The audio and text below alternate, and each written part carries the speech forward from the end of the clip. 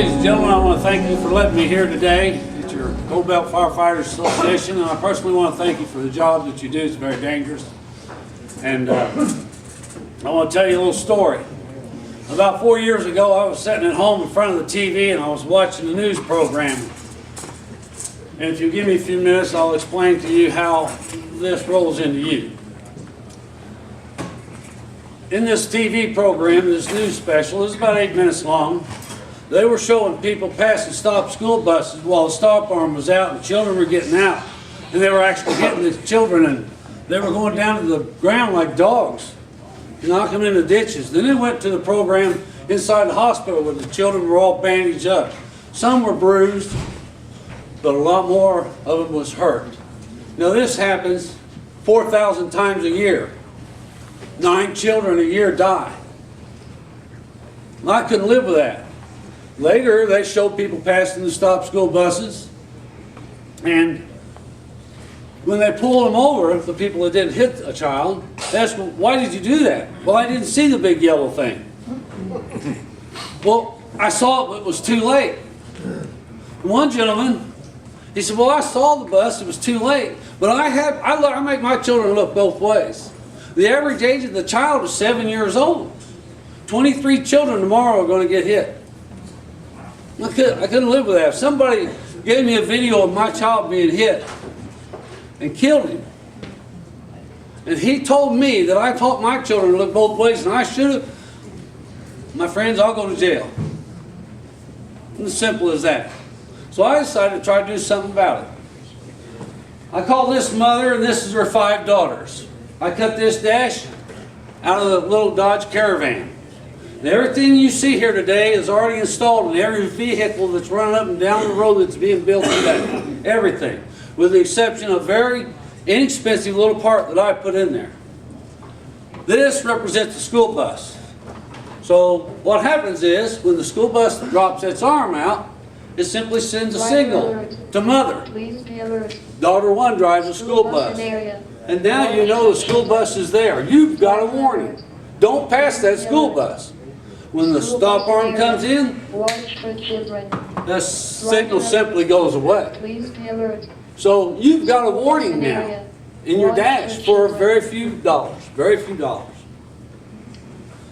You as firefighters, we have Scott's Law because Scott was killed up in Chicago, right? No. North of Bend. Yeah. Well, no, that was another gentleman. Another one. Scott was up in Chicago. This gentleman you're talking about was a young man who had a wife and young children. And he died, a Greyhound bus hit him. Because they didn't see the big red thing with the big flashing lights on it.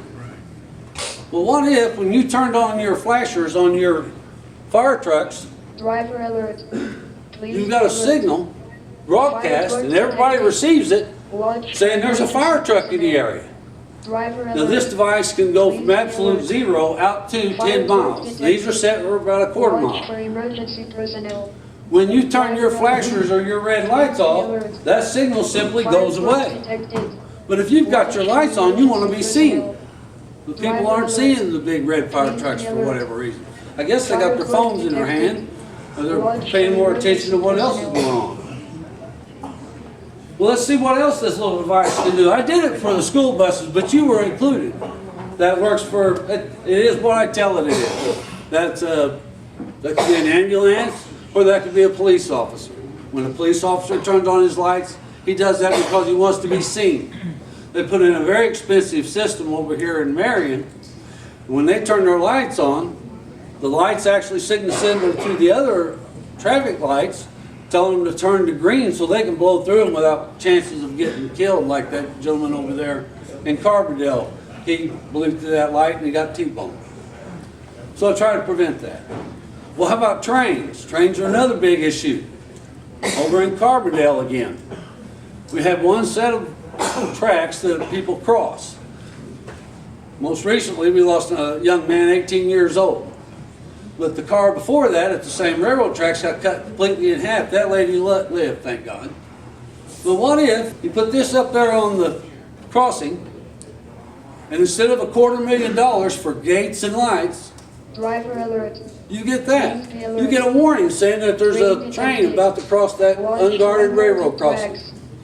Driver When the alert. train passes that unguarded crossing, the Train signal detected. simply goes away. Watch for unguarded tracks. Well, what else can this little device do? How about tractors? Tractors are another big item. 10,000 accidents last year in this country. Over 400 people died. They don't see the tractor until it's too late. Well, what if when he turned on his lights that he's going to get on the road, he simply emits a signal? I'm a slow-moving tractor. You get that on your car. Watch for traffic. When he pulls into his field or home or wherever he's at, he turns off his lights. Detected. That signal simply Watch goes for away. traffic. Driver alert. Please be alert. Motorcycles. Hard equipment detected. Motorcycles are another big Watch issue. for In traffic. Hardin County, they drive off the road, they're not found for 10 days.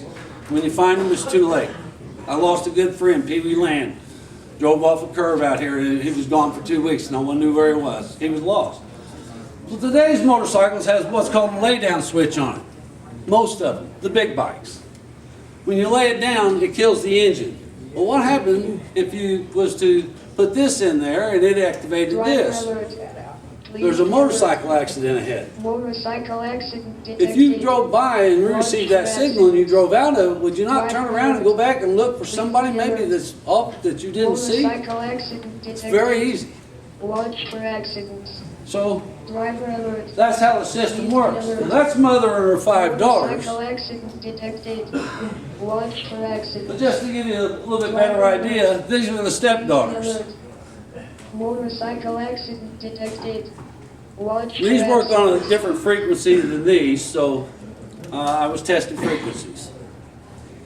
This is the guy that's holding the construction sign out there in the middle of the highway. You know, when you're driving down the highway and the signs have blown over and you don't know he's there and he's standing there and you come upon him and he's taking you by surprise? Well, what happened if you got this on your Driver dash? alert. You are approaching the work zone. Flagger and construction crew and roadway. Please remain alert.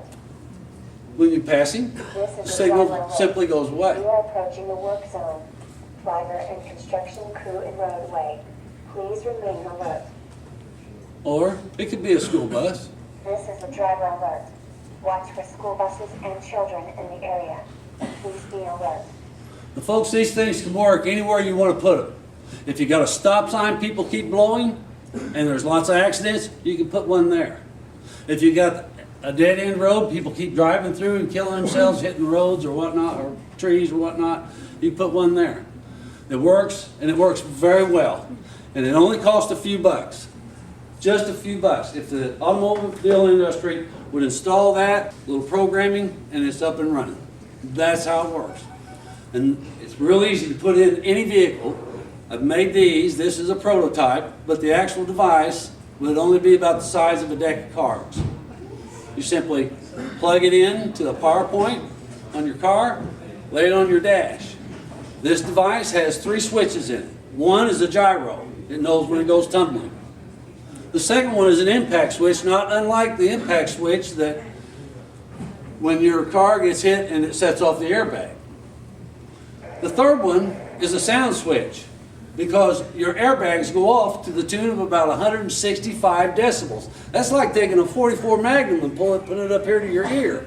That's how loud them things are. This is set to 140 decibels. So when it hears 140 decibels, it goes off, allowing you to know that you've had an accident. Now, mother, let's get back to her a little bit. She just had an accident. Broadcasting alert. As you can see, now you can't hardly hear, but what it's telling you is there's been an accident ahead. So you're driving through a fog, or you're driving through the hard rain. It sees through that. It sees through that. The latest incident here in Illinois was on the I-72 up in Springfield. There was a bunch of farmers out in the field. It was a windy day.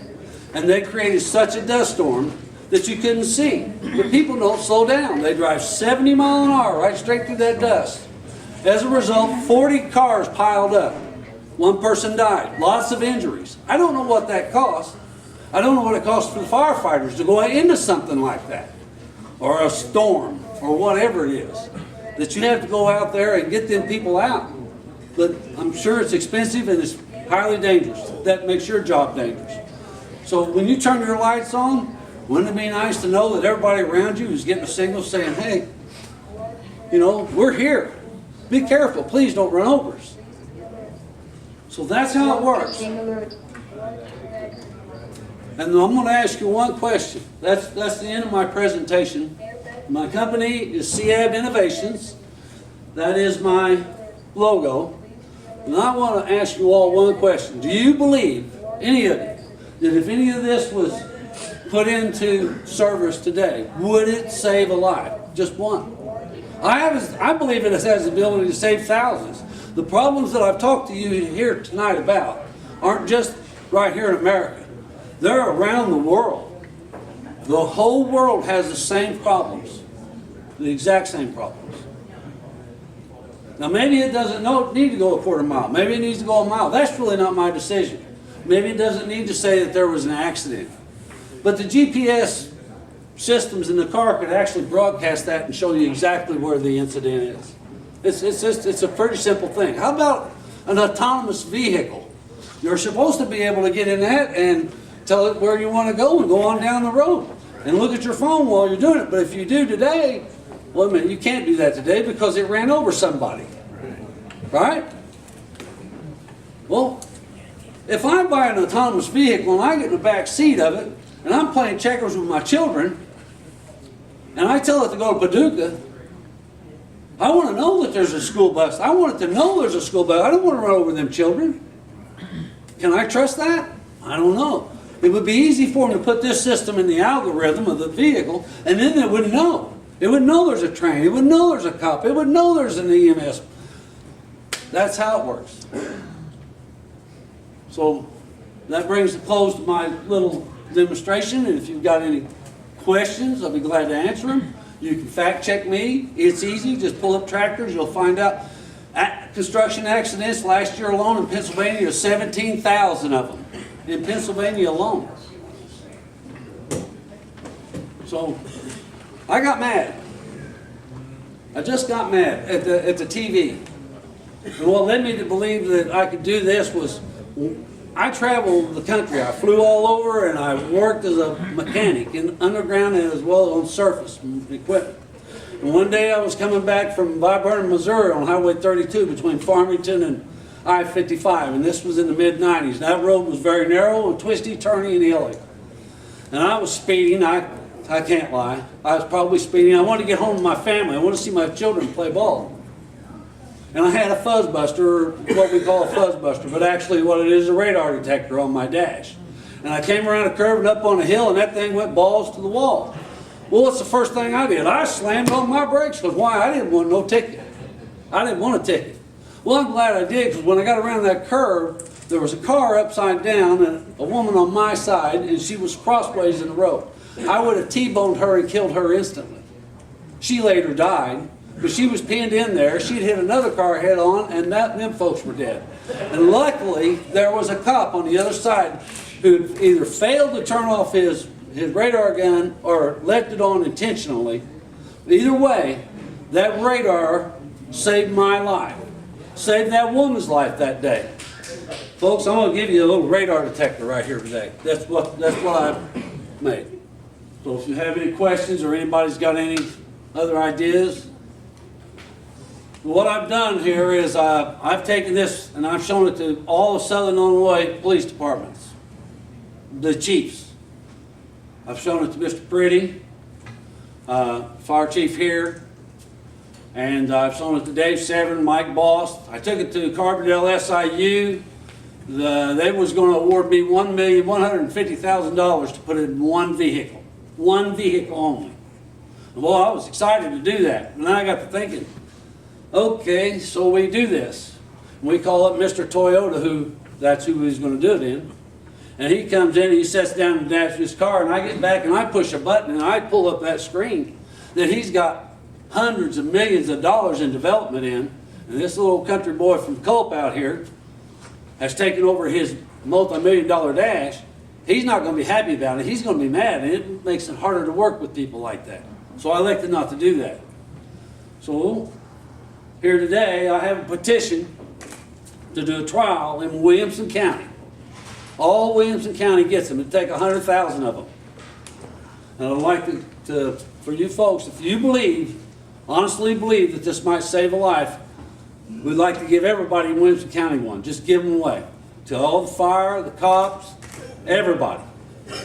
Put them on motorcycles. And that's what this petition is all about. And if you don't mind, if you believe in it, I would like for you to sign it today. Or not, you're gonna have to sign it, just, yes, sir. Does one package do the whole job? or One you have package to- does the whole job. You take that and you put it in a school bus. You take this and you slap it on the dash of your car, plug it in, and you're ready to go. Okay. Yeah. But everybody has to have one. Now, if they did it, if the automobile industry, and I can't get their attention, you write or you send them a video. I've got a video at CAB Innovations on YouTube. You can watch the video of this thing.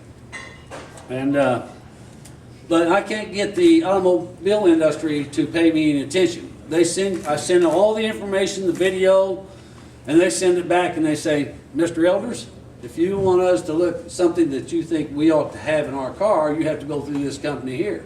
Well, I'll be glad to do it. So I jump through the hoops. It takes a couple hours to fill out all the information. And at the very end, there's a place to put your signature. And it says, by putting your signature here, you are allowing us to put it in any vehicle we want. We don't owe you a dime. I'm not a rich man, and I've got about $70,000 invested in this. That's how much I believe in it. I don't want my children to die because somebody is not paying attention. That phone is a killer. And it doesn't come with any warnings. When you get a box with a phone, it should have a crossbones up there. If you use this while in an automobile, you will die or somebody around you will. And that's what I firmly believe. I don't think a cell phone has any place in an automobile. I've been using them for years, since 1992. And I thought they were great. I've made lots of money with it. But personally, not anymore. They grab your attention and you look. So that's it. That's my presentation. And I again want to thank you. If you would like to see a demonstration of a working unit, or if you have any questions, feel free to contact us at driveralert@cabinnovations.com.